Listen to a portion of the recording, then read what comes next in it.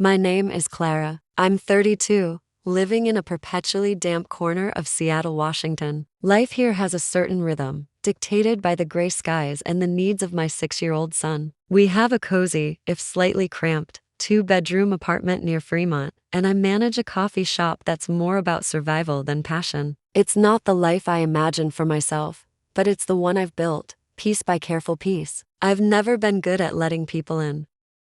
My only real relationship left me with a son I adore and a wariness of love that feels like a permanent part of my bones. I figured that part of my life was over, and I had made a tense peace with that. Most evenings, after my mom watched Sam, I'd take a second shift at a quiet, low-lit bar downtown to make ends meet. It was a place for locals, not tourists, a dimly lit haven of wood polish and whiskey. My routine there wasn't changing. I'd serve drinks, wipe down the counter, and try to keep the exhaustion from showing on my face. And almost every night, I noticed him. He'd sit alone in the same booth in the far corner, nursing a single beer for an hour, sometimes two. He looked to be in his late 20s, with a kind of quiet stillness about him that was rare. He never tried to talk to anyone, never looked at his phone. He just watched the room with an observant, gentle gaze. I probably served him a dozen times without ever really registering his face, just another quiet customer in a sea of them. Then one Thursday, the bar was unusually slow. The rain was coming down in sheets, and the few patrons inside were huddled in their own little worlds. I was polishing glasses, my mind drifting to Sam's parent-teacher conference the next day, when I felt eyes on me. I looked up and met his gaze from across the room. He didn't look away immediately, not with the aggressive confidence some men have, but with a flicker of something like surprise, as if he'd been caught thinking. He gave a tiny, almost imperceptible nod and then quickly looked down at his glass. A strange impulse, born of fatigue and a sudden, sharp loneliness, took hold of me. I put the glass down, untied my apron, and walked over to his booth, my heart thumping a nervous rhythm against my ribs. I stood there for a second before he looked up, his eyes wide with shock. I took a breath and said, "You've been staring for weeks. Are you ever going to say hi?" His face flushed a deep red. He looked so flustered he could barely form a word, stammering something that sounded like an apology. I didn't mean to stare. I'm sorry, he managed, his voice softer than I'd imagined. You seem calm. In all this noise, I was taken aback by the sincerity of it. I slid into the seat opposite him. Calm is another word for too tired to panic, I said, a dry smile touching my lips. I'm Clara. He finally met my eyes again. Leo, he said. We sat in a surprisingly comfortable silence for a moment before I asked, so what do you do when you're not silently observing bartenders? He gave a small, self-deprecating laugh. I'm a home appliance technician. I fix things that are broken. I raised an eyebrow. A useful skill, he shrugged.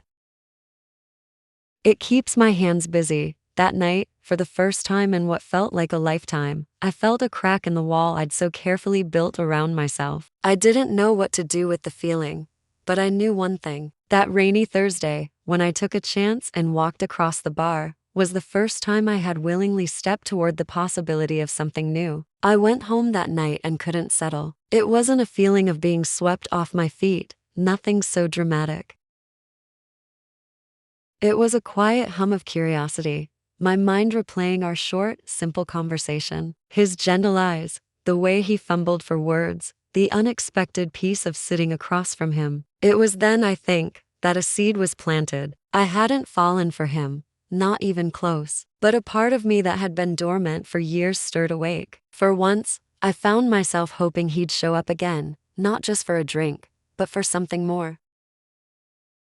The days following our conversation at the bar were a study in low-grade anxiety. Every time I started my shift, I'd scan the room for him, a knot of anticipation tightening in my stomach. A few nights later, he was there, in his usual corner. He saw me, and this time, a small, genuine smile touched his lips. He started coming to the coffee shop where I worked my day shift too. The first time he walked in, I almost dropped a tray of mugs. He looked so out of place in the bright morning light, still carrying that same quiet energy. You work here too? He asked, looking genuinely surprised. I nodded, my voice catching slightly. Gotta fund my son's addiction to dinosaur chicken nuggets somehow. And just like that, I'd said it. I'd mentioned Sam. I watched his face for any flicker of panic or retreat, the way men's faces often did when they heard the word kid. But he just smiled, a worthy cause. Slowly, conversation started to feel less like a minefield and more like a path we were exploring together. He'd come in for a coffee and we'd talk. He learned my order without me telling him, a vanilla latte with oat milk. For the perpetually tired, he'd say, handing it to me. I learned about his strange clients, the woman who thought her dishwasher was haunted, the man who insisted on explaining the entire history of the microwave to him. He listened when I talked, truly listened. He didn't offer solutions or platitudes when I mentioned how exhausting single motherhood was. He just nodded, his gaze steady and understanding. One afternoon, while I was restocking the pastry case, he asked, "What's he like, your son?" I paused, a little surprised. "He's everything," I said, the words coming out softer than I intended. "He loves volcanoes and hates putting on his shoes. He thinks I'm the strongest person in the world, and I spend most of my time trying not to let him down." I braced myself for a polite retreat, but he just said, "He sounds great." That simple sentence stuck with me for the rest of the day. Over the next few weeks, our small talks became a fixture of my day. I learned about his love for old books, his quiet life in a small apartment above a bike shop. He told stories with a self-effacing humor, as if he didn't realize how charming he was. And the more I listened, the more I found myself relaxing. I began to tell him things, small things at first.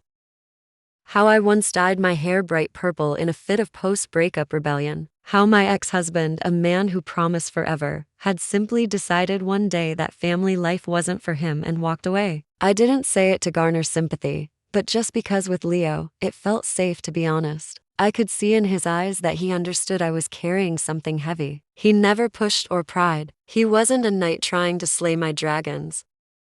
He was just a man who showed up, day after day, with a quiet presence that felt more comforting than any grand gesture. One Friday, as the sun was setting, I was locking up the coffee shop, my body aching from a long week. I saw him walking down the street, and on another impulse, I called out his name. He turned, a look of surprise on his face. "Clara, I thought you'd be home by now." "Just finished," I said, my keys feeling heavy in my hand. An idea sparked, and before I could talk myself out of it, I asked, "Want to walk for a bit?" "I don't feel like going straight home." His face lit up. Yeah, I'd like that." We walked in silence at first, the comfortable quiet settling between us, the sound of our footsteps on the damp pavement. A few blocks later, I pointed to a house with an inflatable ghost still sagging in the yard, even though it was almost Christmas.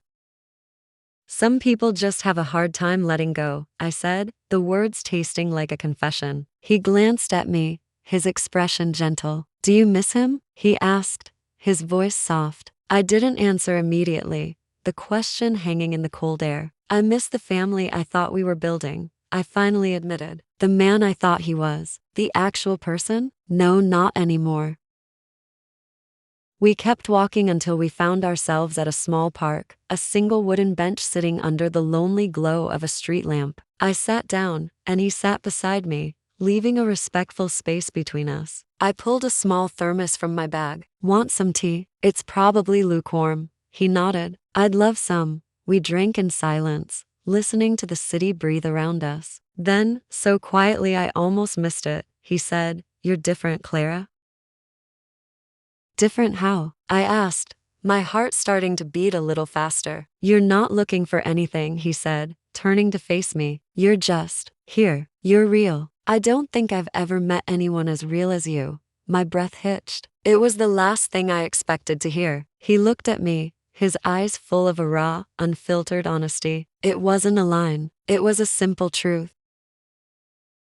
And before he could second-guess himself, he leaned in and asked, his voice barely a whisper, "What would you do if I kissed you right now?" 1,000 alarm bells went off in my head. This is how it starts. Don't do it. Protect yourself. But another, quieter voice whispered back, "What if this time is different?" A small, trembling smile touched my lips. I leaned in, closing the small gap between us, my breath mingling with his. "Find out," I whispered, and he did.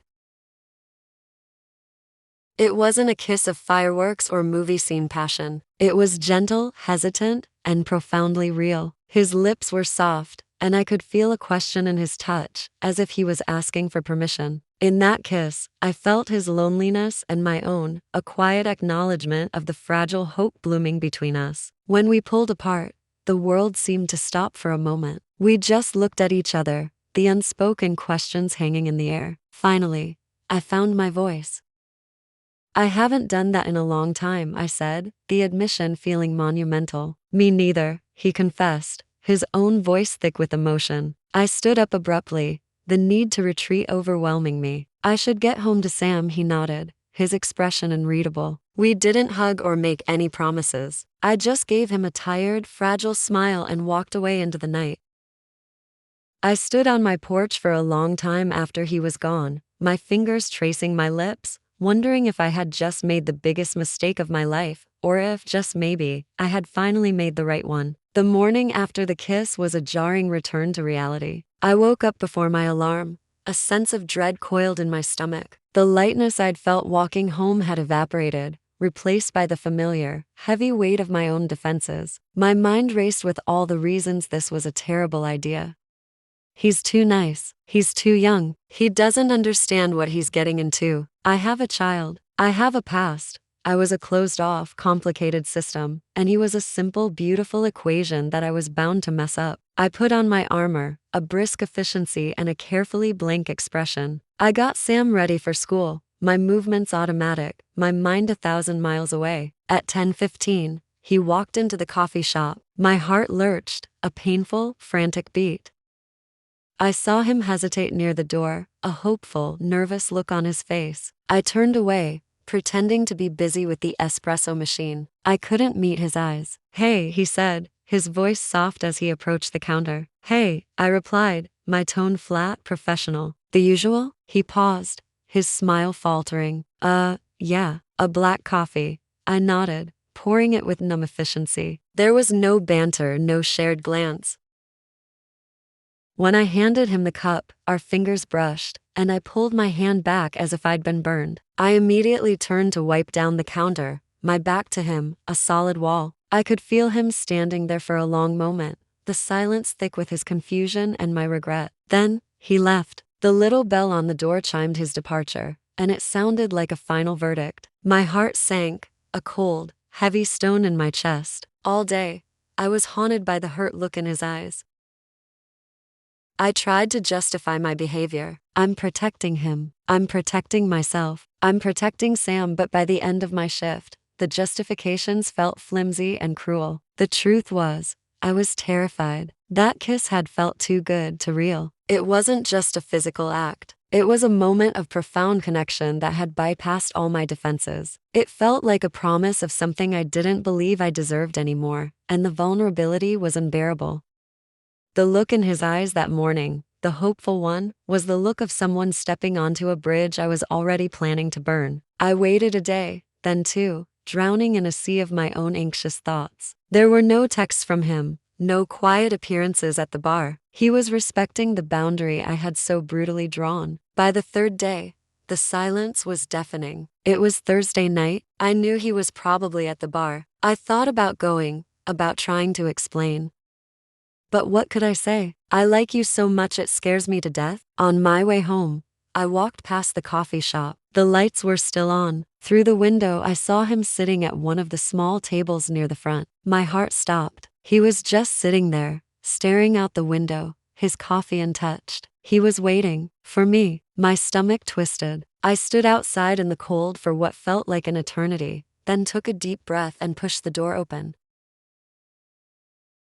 He saw me, and his face was a mixture of surprise and relief. I walked over and slid into the chair across from him, my hands trembling in my lap. He didn't speak first, just watched me, his expression patient. Did I do something wrong? He finally asked, his voice gentle, devoid of accusation. The simple question broke through my defenses. No, I whispered, shaking my head. You didn't do anything wrong. Then why? He trailed off, his gaze searching mine.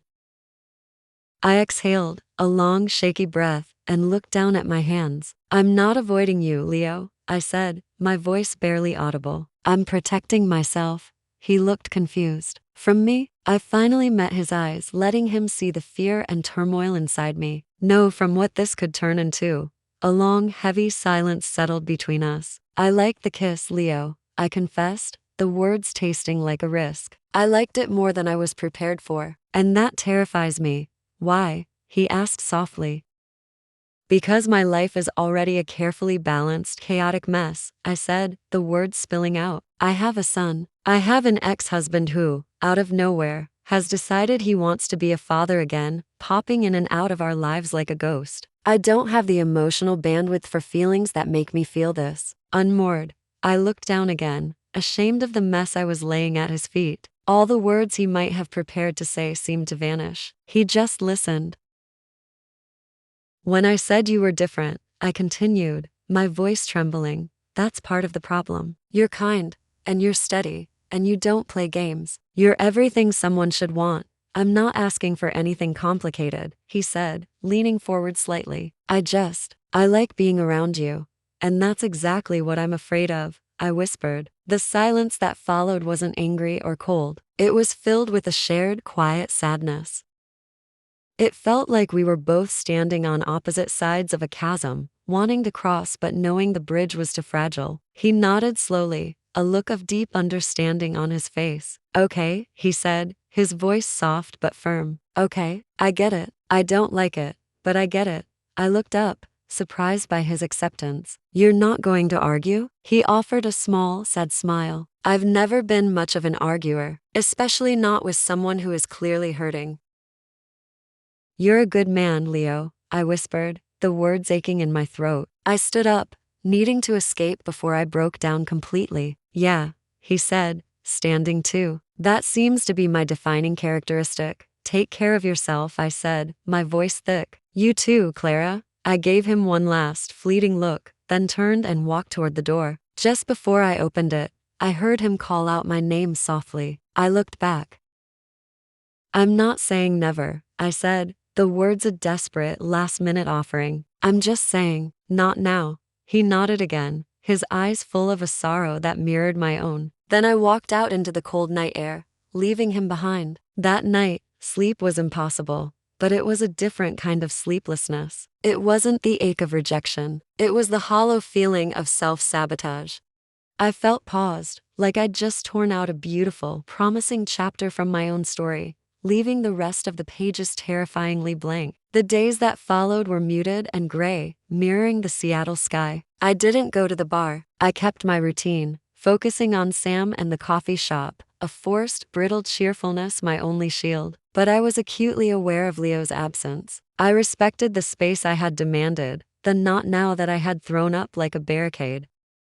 I wouldn't be like my ex, a person who disregarded boundaries. I owed Leo that much, but my thoughts drifted to him constantly. Every time the coffee shop door chimed, a part of me hoped it would be him. I would catch myself looking at the clock around the time he used to come in, a phantom limb of a habit. I wondered if he was okay, if he thought of me at all, or if he'd wisely decided to erase me from his life. One evening, after putting Sam to bed, I sat on my couch and typed out a text message, pouring all the things I couldn't say into the small glowing screen. I miss you. I'm still here if you ever think now is a good time. I'm not going anywhere. I read the words over and over, my thumb hovering over the send button. But I couldn't do it. It wasn't fair to him. I saved it in my drafts, a digital ghost of my own cowardice, and closed my phone.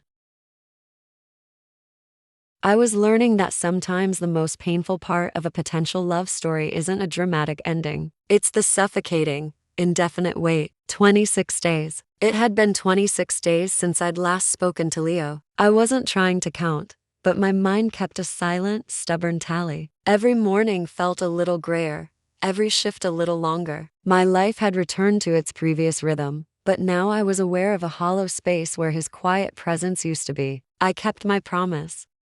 I gave him space. No texts, no accidental run-ins, no desperate attempts to check in. But I missed him. I missed the way he listened, the way his eyes would crinkle at the corners when he smiled. I missed the feeling of being seen, truly seen, by someone who wasn't trying to change or fix me. I missed the man who thought I was real. Then, on a Wednesday evening, the script changed. I'd just gotten home from a long day, collapsing onto the couch after a dinner of leftover spaghetti with Sam. We were watching a nature documentary about penguins when I heard a soft knock at the door. I froze. I never had unexpected visitors. I told Sam to stay put, got up, and cautiously opened the door a crack. The hallway was empty, but there on my doormat was a small white paper bag. My heart began to pound. I slowly bent down and picked it up. Inside was a thermos, and tucked beside it, a small, worn paperback copy of a book I'd mentioned liking weeks ago. Taped to the cover was a folded napkin. I unfolded it with trembling fingers. Written in a familiar, slightly messy script were just a few words, still warm. No expectations. Beneath it, he had added, "Our bench. Sunday, PM if you want. No pressure, no demands. Just an invitation." A wave of relief so profound it almost buckled my knees washed over me. I hadn't realized how much tension I'd been holding until that very moment, when it began, ever so slightly, to release.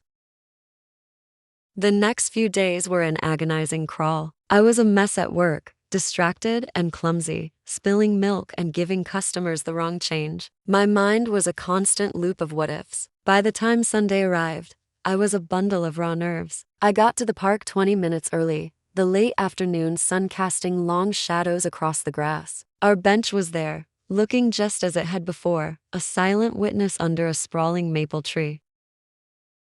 I sat down, my hands shoved deep into my pockets, my leg bouncing uncontrollably. 6 o'clock arrived, then 6:02, then 6:05. My stomach churned. He's not coming. He'd changed his mind. I was just about to give up when I heard the crunch of leaves on the path behind me. I turned, and my breath caught in my throat. It was him, Leo, looking just as nervous as I felt, wearing a simple jacket and jeans, holding nothing but his keys.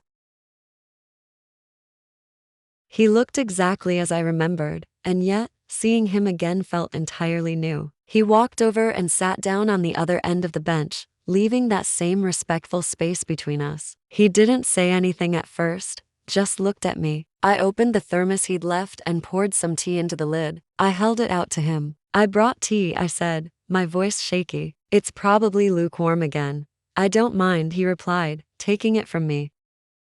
We sat in a quiet that felt different this time, not heavy with unspoken words, but soft and tentative, like a truce. Finally, I was the one to speak. "I almost didn't come." He looked over at me, his expression earnest. "Why did you?" I sighed, the sound heavy with the weight of the last month. "Because for the last 26 days, all I could think about was what you said that first night." "Which part?" he asked. "The part where you said you just liked being around me. That was it."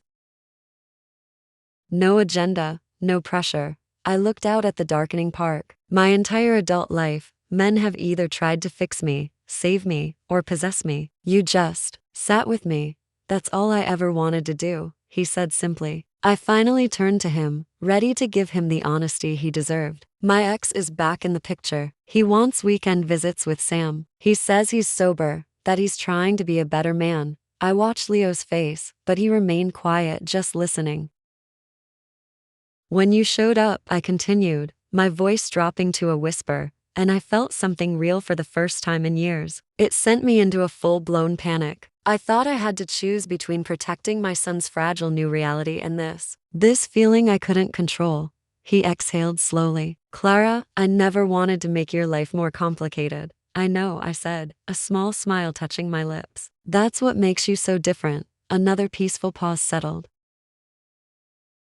Then he asked, his voice gentle, "Do you still think about that night?" "All the time," I admitted without hesitation. "And if I told you," I said, turning to him, my heart in my throat, "that I'm still not ready for something serious, but that I want to try starting again, just a little slower, would that be okay?" He turned his whole body toward me, a slow, brilliant smile spreading across his face.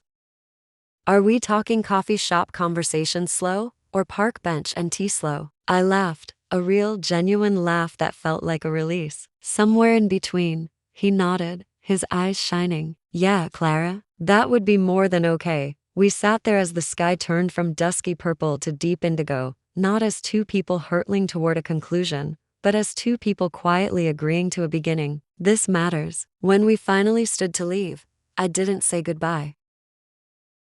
I just looked at him and said, "I'll see you tomorrow. Same time?" He asked, his voice filled with a hopeful warmth. Same time. He walked toward his car, and I stayed for a moment longer, finishing my tea and looking at our empty bench. For the first time in a month, I didn't feel stuck or scared. I felt like we were finally moving slowly, honestly, and together. It has been 10 months since that evening on the park bench.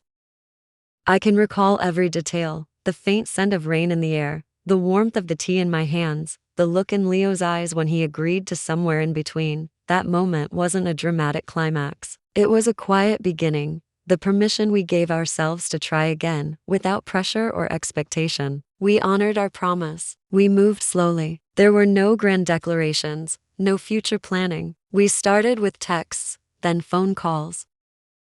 I began looking forward to the coffee shop shifts again, not with anxiety, but with a soft anticipation. He'd come in a few times a week. Sometimes he'd leave me a little cartoon he'd drawn on a napkin. Sometimes I'd slip him a day-old scone, pretending my manager wasn't watching. In early April, the moment I had both dreaded and hoped for arrived, he met Sam. My son, my tiny hurricane of energy and dinosaur facts, was my whole world. I was terrified, but Leo made it feel effortless.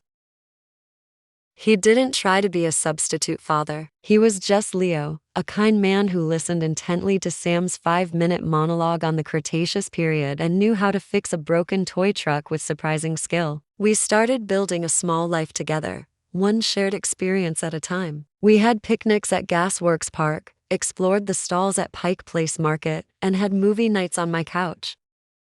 The three of us would be buried in blankets and popcorn, and Sam would inevitably fall asleep on my lap halfway through. Leo and I would sit in the comfortable silence that followed, the quiet hum of our contentment more meaningful than words. We avoided the word relationship for a long time, not because it wasn't one, but because putting a label on it felt like it would make it fragile, something that could be examined and broken. I still had my hard days.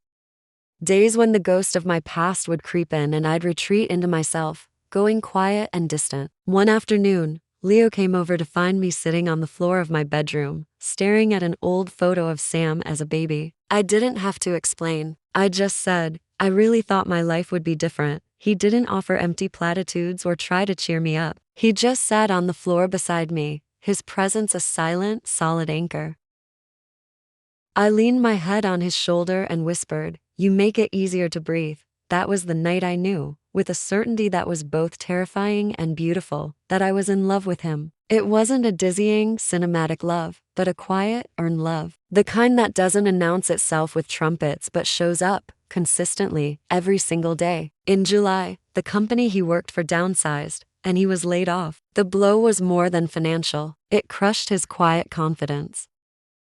He felt small, adrift. He stopped texting for 2 days, disappearing into his own silence. On the 3rd day, I showed up at his apartment, my heart pounding. I stood in his doorway and said, "Don't you dare disappear on me, Leo. Not after everything." He looked up, his eyes full of shame. "I feel like such a loser, Clara." I stepped inside and took his hand. Well, I felt like a colossal failure the day I signed my divorce papers, and yet, here we are. Neither of us is broken. We're just rebuilding. I helped him polish his resume. I called a friend who managed maintenance for a local school district. He had a new job within 2 weeks. It wasn't glamorous work, but it was steady and honest, and it was his. By the time autumn painted the city in shades of gold and rust, we had found our rhythm. Sam started 2nd grade. Leo found a new apartment, just a 5-minute walk from mine. Some nights he'd cook for us. Other nights, we'd wander through a bookstore, just enjoying the quiet company. And somewhere between the shared meals, the spilled juice, and the quiet evenings on my saggy old couch, I noticed my smile had changed. It wasn't the practiced, weary one I gave to customers anymore. It was softer, unguarded. It was the smile of a woman who had let her guard down and found safety on the other side. A month ago, over a quiet breakfast as I was spreading jam on toast for Sam, he asked, There was no fanfare, no grand gesture. He just looked at me and said, "What would you think about maybe finding a place together? The three of us." I stopped, the knife hovering over the bread. I finished making the toast, set it on a plate for Sam, and then sat down across from him. I met his steady gaze and said, "You are the first man since my marriage ended that I have ever trusted enough to even consider sharing a roof with." A slow smile spread across his face. "So, yeah," I said, my own smile finally breaking through. "Let's find a place." We didn't make a big production of it. We just started looking. We found a 2-bedroom duplex on a quiet street with a small fenced backyard for Sam and a kitchen with atrocious yellow tile. But it had good light, and it felt like a beginning. Today is our first morning in our new home. Sam is still asleep in his new room. Leo is on the couch, curled up in one of my oversized hoodies, reading a book. The air smells like coffee and the faint, hopeful scent of fresh paint. I go and sit beside him, and he leans his head against mine without a word. We don't need to say much anymore. We just know. After a while, he says, his voice a low murmur, "Do you remember what you asked me that first night at the bar?" I smile without looking up from my own book. "I asked if you were ever going to say hi." He closes his book and turns his head, his eyes soft and full of a love that still takes my breath away. He says, "I'm so glad you did." I grin. "Me too." I put my hand on his, our fingers lacing together perfectly. He kisses me, and it's different now. Not hesitant or questioning, but sure and steady and right. It tastes like home. When we pull away, I whisper, "Thank you for being so patient with me, for waiting." He shakes his head, his gaze holding mine. "You were never someone who needed fixing, Clara. I think I was the one who needed someone to show me I was worth taking a chance on." I hold his gaze, my heart full. "You were, right from the very start, and that's our story." It doesn't have a dramatic climax or a Hollywood ending. It's just two people who refused to rush, who carried their scars into the light and built something honest. We build our love like this house, brick by patient brick, breath by steady breath. And now, finally, we live here.